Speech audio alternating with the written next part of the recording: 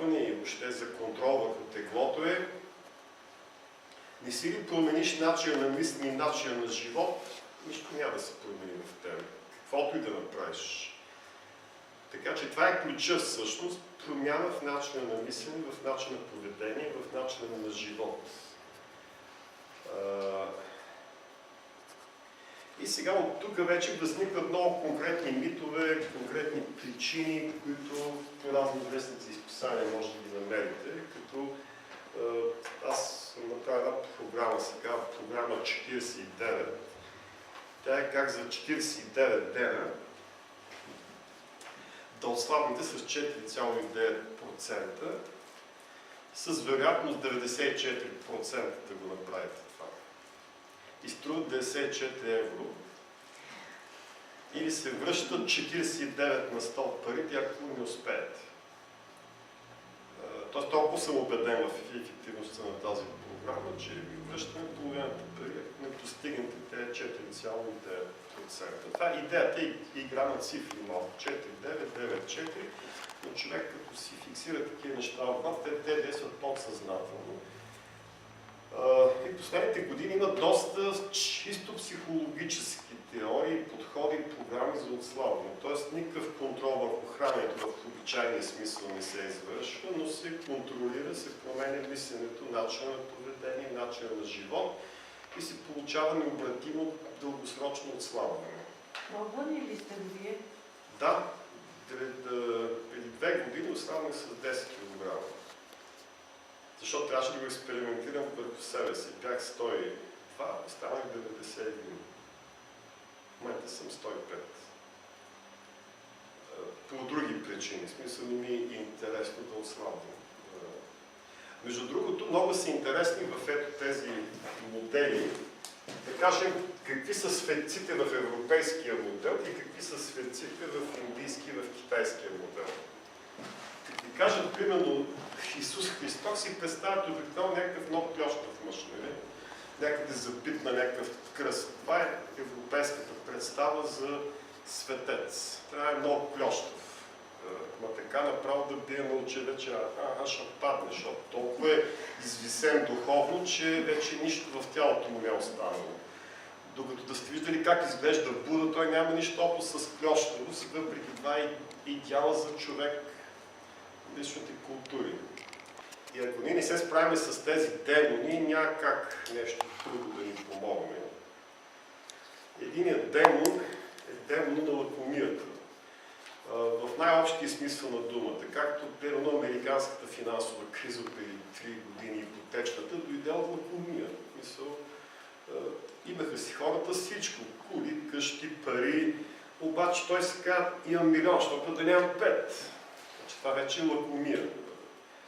Човек не се нужда от прекалено много. Той се нуждае от някакви нормални количества да си живее добре. Така иска и още накрая се срутихме всичките покрай тяхната лакомия.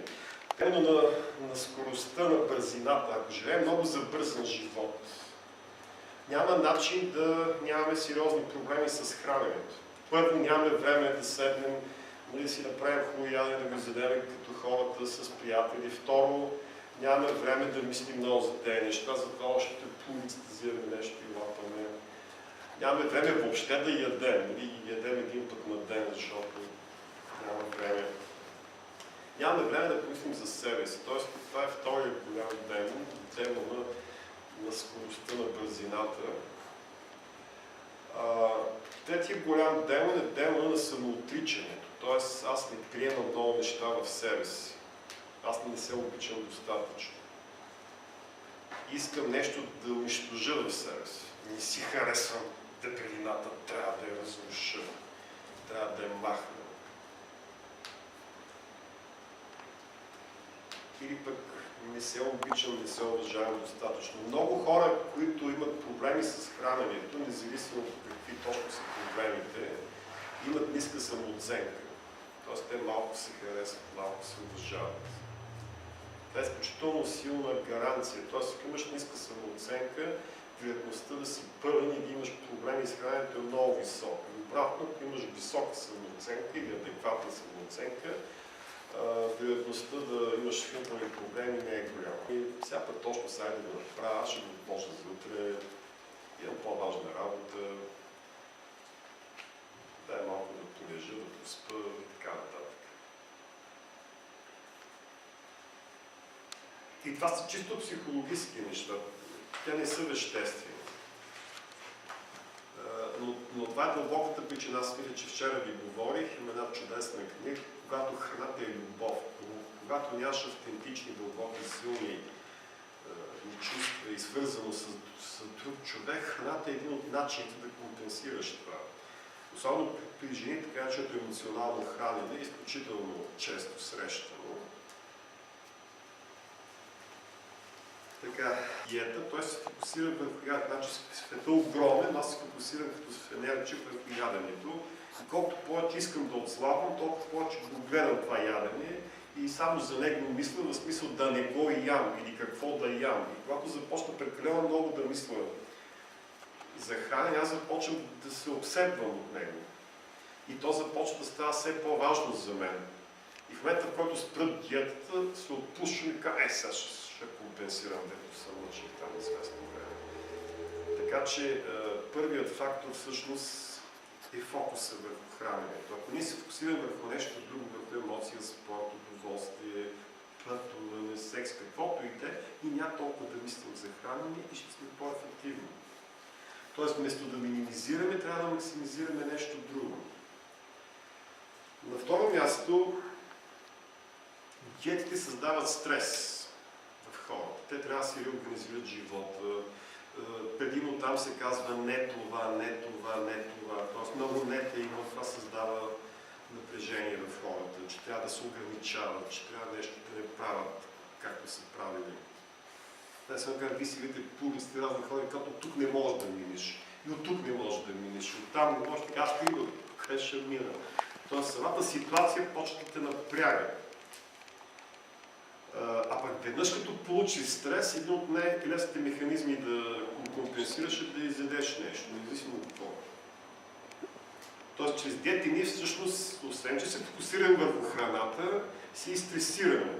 И щем не щем отвътре ние, за да се храним. Освен това, при диетите всъщност ние имаме псевдопроблем. Истинският проблем на човека, който иска да отслабне, не е, че е пълен, а че не се харесва пълен. Защото може би няма достатъчно много мотиви да се харесва. Може би не е обичан достатъчно, но точно с отслабването да получи любов, това е доста странно.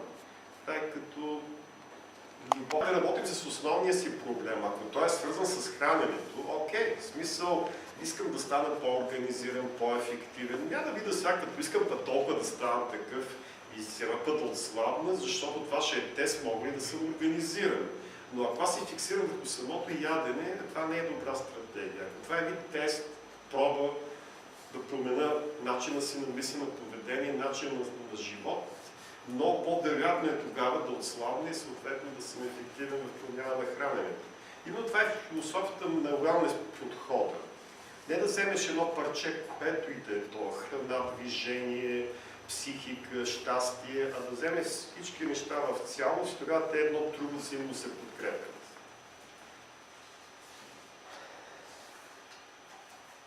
Така, за да видим вашите нагласи към храненето, сега ще ви раздам едно текче, то всъщност се идва с няколко теста.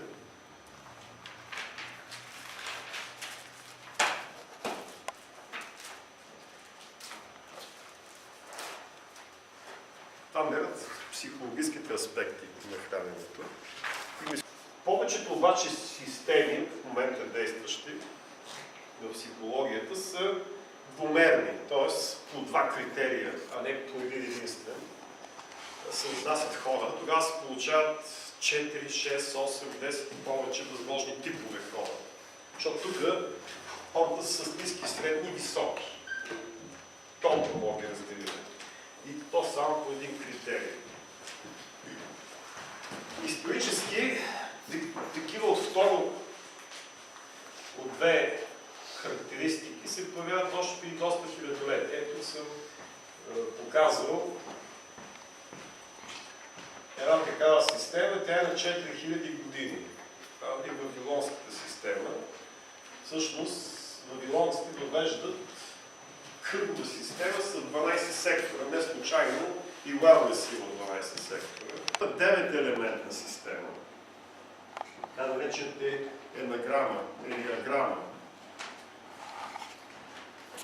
Използва се в различни техни мистични неща. От 20-30 години е много популярна в Америка. 120 и 30 години тези 4 елемента от гърците, или така бащата на модерната психология европейска, Вуд се казва, ги подрежда не като 4 различни вида, като така 4 различни кутийки, като това е възбудимост, а това е променимост. Значи меланхоличното и холеричното са възбудими типове, а холеричното и сангвиничното са променливи типове. Това въвежда нещо като прозорче.